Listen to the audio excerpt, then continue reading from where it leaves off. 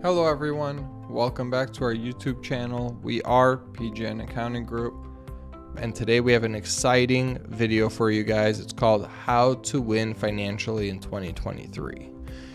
I'm really excited for this video. I was looking forward to making this video, and I hope you guys really adopt this into your own your personal finance lives. I hope that you also go on this money journey with me personally and for yourselves, and share it with your friends and your family so that we can all win financially in 2023. This isn't one size fits all. Everyone's situation is different, but I hope that you could take at least something from this to benefit you and your personal finances. But before we get into the contents of the video, please hit the subscribe button. Follow us on Instagram, and we are already in tax season, so if you do not have a tax preparer or CPA, go to pgnaccounting.com, book an appointment. Let's get your taxes done for 2022. And if you're looking for a CPA for other accounting or tax services, still book an appointment with us so that you could get your free initial consultation and see how we could benefit you and provide services for you and your business or for you individually. Now into the contents of the video. So step one on this money journey that we have, this how to win financially, make sure that you at least set aside in a savings account, do not touch it, some cash to cover your insurance deductibles. So that includes your health insurance deductibles, your car deductible, your home deductible, your rent insurance deductible. Make sure that every deductible is covered. That way, if you could pay for the deductible, insurance will take care of the rest over that, hopefully, or at least the majority of the cost above your deductible, and you don't have to be out of pocket thousands upon thousands of dollars unexpectedly. Some other financial journeys, such as Dave Ramsey's 7 baby steps, they only say save $1,000 immediately in emergency fund, but Murphy always comes knocking on the door when you do not have enough money. And guess what? $1,000 is just not going to cut it when something hits the fan and all hell breaks loose. So please save enough to cover your insurance deductibles. For example, let's say you're single, you have a $3,000 high deductible health insurance plan. You have a car and your deductible is $1,000. You don't have a home yet, but let's say you're paying rent and you have renter's insurance and your deductible for that is also $1,000. Combined, you have about $5,000 worth of deductibles between health, car, and rent that you need to cover. So put away $5,000 into a high yield savings account so you could take advantage of these new rates of 3 to 4%. Don't touch it and leave it to the side in case something happens. God forbid anything happens to you guys. I don't want anything bad to happen to you guys. But again, I live in the real world. Things always happen, and I want you guys to be prepared as well. Once you have your deductibles covered, now we could start putting money away for fun stuff. So retirement contributions up to employer match. Again, if you're following the Dave Ramsey 7 baby steps, you're not even going to be contributing to anything retirement-wise until you pay off all of your debt except the mortgage. I don't agree with that at all. And if you are like me, wanting to get free money from your employer for just saving, heck, I'm going to do that every single day of the week, twice on Sundays. I want that free money. And what this means is, let's say, for example, your employer wants to put 4% matching into your retirement account, but you have to also put in 4%. So that is already an 100% return on your money for putting 4% into your retirement account. And now your employer is also going to put 4% into your retirement account. So it's as if you're really putting 8% into your retirement contribution. Now, again, you already covered your deductibles. You're not touching that cash. This is additional cash on top of that. So contribute up to whatever your employer's matches. Sometimes they're usually in the ballpark of 3 to 6% matching. So I don't anticipate you really putting more than that into your retirement contributions, into your retirement accounts in this step. So it's really not going to break the bank, but you're getting 100% return on your money. Now on to step 3 is paying off any high interest debt. And this usually means credit cards, your personal loans, back taxes with the IRS or Illinois or a different state jurisdiction, or any other high interest debt. Now, what does that mean, high interest debt? One is a no-brainer, credit cards. They usually run between 15% to 25%, which is mind-blowing to me, that anybody would be willing to have credit card balance roll over month to month at 25%. That's just throwing money in the toilet, and I would cry over that. So that's why we really want to tackle this. After we cover ourselves for the deductibles, we're getting free money, 100% return on our money in step 2 by making retirement contributions up to their employer match. And now we're paying viciously off our high interest debt because we hate paying that high interest to the banks, to the credit card companies, or even to the governments. Nobody wants to pay more money to these people because they already have enough of it. So usually what high interest debt used to be 7% or higher, but now real inflation being 10+%, high interest debt is probably 10% or more, because now mortgage rates used to be 2-3%, and now mortgage rates are about 5 to 7%. So this is high interest is pretty relative, but it usually always encompasses credit cards, personal loans, and back taxes. Once you have paid off all of your high interest debt, congratulations, because you graduate to step 4 on how to win financially in 2023. And step 4 is emergency fund of 3 to 6 months of expenses.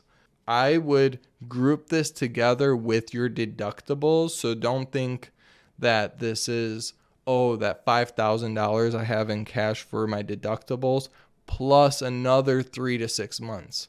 Now, if you want to be super conservative and do $5,000 plus 3 to 6 months of expenses in cash and you don't touch it, by all means, do whatever is most comfortable for you.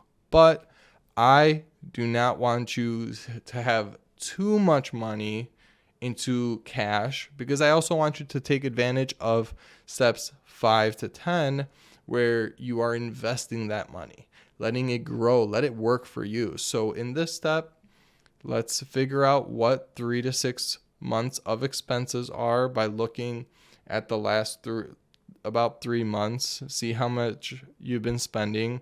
You should be budgeting now, especially if you watched my 3-part series on budgeting. So you'll really be able to understand how much money you really spend per month. And I usually go about 3 months. If you have a really stable job, very high demand job that, God forbid, you get fired, you're able to find another job within a month or 2. If you have a very highly specialized job, a very rare job, or a very low demand job, I want you to really go again on the 6 months worth of expenses for your emergency fund, just because it might take you a little bit longer to get a new job in that same field or as high of a paying job as you had previously. So I like to be a little bit more cautious and get 6 months, especially also if you're self-employed and your business goes under for some reason. I would want you to, or if it's very volatile season to season, I would like you to also go more cautiously and get the 6 months of emergency fund. Once you have that in place, then you graduate again, and let's maximize the contributions to a Roth IRA and HSA. Now for 2023, the amounts actually are more now. Now you're able to contribute up to $6,500 to your Roth IRA, and it's about $7,700 if you're a family to your HSA, and about $3,900 if you're single to your HSA. So that's a lot of money, But once you have followed the first 4 steps of this how to win financially, you should be more than capable of being able to max your contributions to Roth IRA and HSA. And again, you're saving for your own future. You're investing for your own future.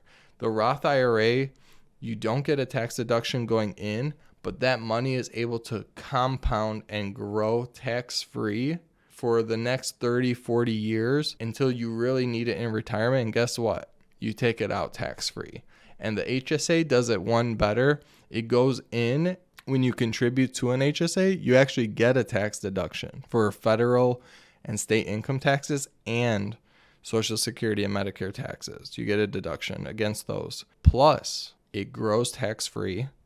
And guess what? When you take it out for qualified medical expenses, it's also tax-free. So triple tax advantage account.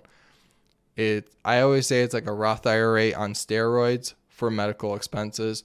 We all have medical expenses. Don't tell me, oh, I'm in my early 20s, my late 20s, or I'm early 30s. I'm super healthy. I don't have to worry about that.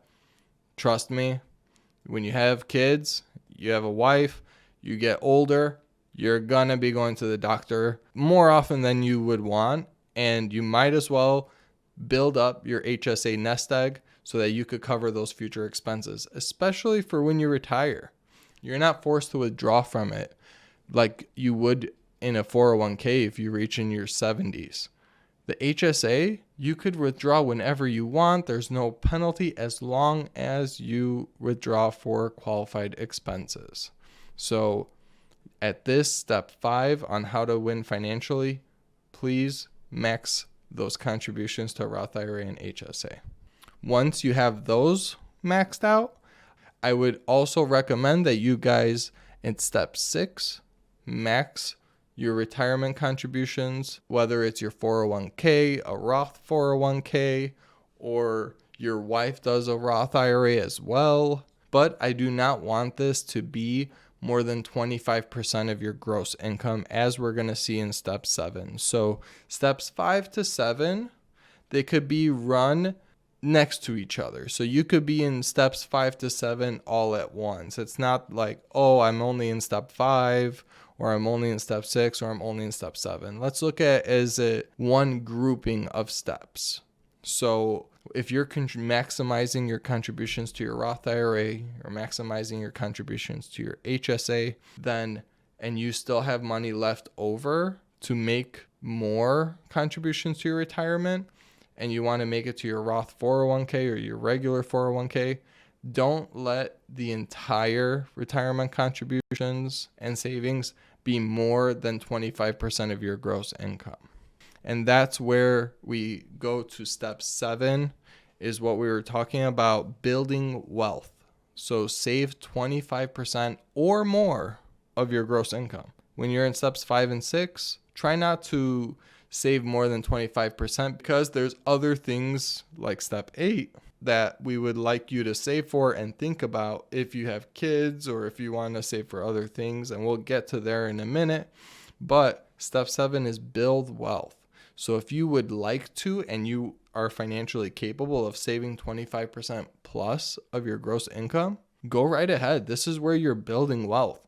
Run this concurrently with steps 5, 6, and even 8. You guide your wealth journey, your financial journey more than anybody. So again, this isn't one size fits all that you have to follow these 10 steps to the T.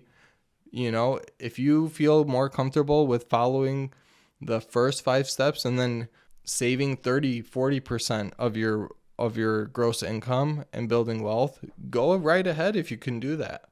That's great. That's awesome. I'm proud of you. So you don't really have to follow this at this step where it's only 25%. There is leeway in these steps that you could save 30% or 40%. But I also want you to take into account step 8 before you're only putting away money for building wealth, because I would like you to start saving for future expenses. Now, I always prioritize in the earlier steps your retirement contributions. And the reason for that is because we are all guaranteed to retire one day. Hopefully. Some of us are going to work until we die, and I do not want that for you. I do not want you to work if you don't have to at the age of 70. I want you to retire in your 50s or 60s. And that's what these steps are going to help you achieve, to win financially, so that when you're in your 50s and your 60s and your 70s, if you want to work because you enjoy the work, then go right ahead and work. But you're not doing it for the money. You're doing it because it brings you joy. And that's where I want you to be. I don't want you to be working at 70 years old because you didn't save enough in your 20s and 30s and 40s. So again, the steps 1 to 7 are more of a priority than step 8. But again, if you're in step 7 and you want to save dramatically more than 25%, please take these into account and don't just save blindly, but save with a purpose. So in step 8, I want you to save for future expenses like kids' college in a 529 plan. Or if you know your car, you want to replace your car in the next few years, start saving for that. Or if you want to do a home renovation, or you have to do a home renovation, like replace a roof or the bathroom is outdated, then start saving for that as well. Now we could be very purposeful with how we are saving because 1, our deductibles are covered. We have 3 to 6 months of expenses covered. We have no high interest debt. We are maximizing our Roth IRA and our HSA contributions. We're saving 25% of our gross income. So now it's all funny money. Now we could do what we want. We could buy a fancier car. We could save for our kids' college. We could renovate the bathroom. Sometimes people do these steps out of order. And again, it's not one size fits all. But this is a real good guideline of how to win financially. And I guarantee you, if you follow these steps to a T, then you will win financially. And another thing is why I say we all are guaranteed to retire is because not all of our kids are guaranteed to go to college, especially the way that it's going. And not all of us want that fancy sports car. They're happy driving a $20,000, $30,000 car for 10, 12 years. Or they're happy with the way their home is, so they don't really have significant home renovation plans in their future. They just have small maintenance plans in the future. So again, prioritize your retirement because we're all guaranteed one way or another to retire, but we're not all guaranteed to have to save for future expenses such as kids' college, a new car, and home renovations. So that's why please make steps 1 to 7 more a priority over step 8. Now we can start tackling that low interest debt. And again, this is relative because back in the day, low interest debt used to be 2 to 5%. Now it's about 4 to 8%. So low interest debt usually encompasses mortgage, auto loans, student loans, etc. Anything that's within the ballpark, I would say, of 2. If you got lucky getting a 30-year fixed mortgage at 2%, then congratulations, you got it at the best time possible. So if you have debt around 2% to about 8%, then I would say you're in the low interest debt. So we could hold off on really tackling that debt above the minimum payments until step 9. And the reason why is because I want to prioritize your retirement contributions, especially when you're young, you're 20, 30, 40 years old. You still have 40, 30, 20 years before you retire. Let's take advantage of free money from the employer. Let's cover our expenses. Let's pay off the high interest debt. Let's save for a retirement and really build a nest egg and take advantage of compounding interest. And then let's finally pay for big expenses like a car or home renovations or kids' college. And then let's take advantage and finally pay off low interest debt above the minimum payments. Again, it's not a one size fits all. If you want to stay at the 25% gross income saving level and then advance through the steps faster than somebody that would jump to 40% of your gross income, again, it's personal finance. It's personal. Do what fits you. Everyone has different goals. Again, be deliberate, be purposeful with what your goals are. I would say if your auto loan and your student loans are actually above 8%, around 9, 10, or even more percent interest rates, then we're going to move that into the high interest debt payoff step, where we're really tackling that viciously early on in the how to win financially journey. Because when you start reaching to the 9, 10, 11% plus, then you're really starting to pay a lot of interest that is unnecessary, and we want you to pay that off sooner rather than later. And how did we come up with the 2 to 8% versus the 9, 10, 11 plus percent as low versus high interest debt? Is the S&P 500 usually in the last 100 years has averaged a return between 9 to 11%, depending on what study you find or which index you look at. It's usually been around 9 to 11% return on investment. So paying off a 2% mortgage or a 3% auto loan or a 4% student loan makes no sense to prioritize that over prioritizing retirement savings that could earn 9, 10, 11% return per year for 20, 30 years. Why would you pay off something that's only charging you 2, 3% when you can make the difference in your retirement contributions? So again, there's definitely a method to this madness, but we want you to maximize your earning potential, your wealth building potential, and limit the opportunity cost. Now, once we are done with steps 1 to 9, we can finally graduate to the final step, step 10, which is be outrageously generous, which means substantially more than 10% of your gross. Now, what that means is we have been saving and we have been generous by giving 10% of our gross income from steps 1 to 9. That doesn't mean, oh, I'm in step 1, I don't have to give to my church, to a nonprofit organization, to that homeless man or homeless woman that's on the street corner, or pay for somebody's groceries or pay for somebody's gas bill. As long as you are limiting that giving to 10% of your gross, we should always be giving. We should always be generous from steps 1 to 9. We should never stop giving to our church or to nonprofit organizations just because we're paying off high interest debt or building our emergency fund. You should be budgeting every single month and incorporating a 10% giving amount to church or nonprofit organizations. Now, when you get to step 10, you're already building wealth. You have no more debt.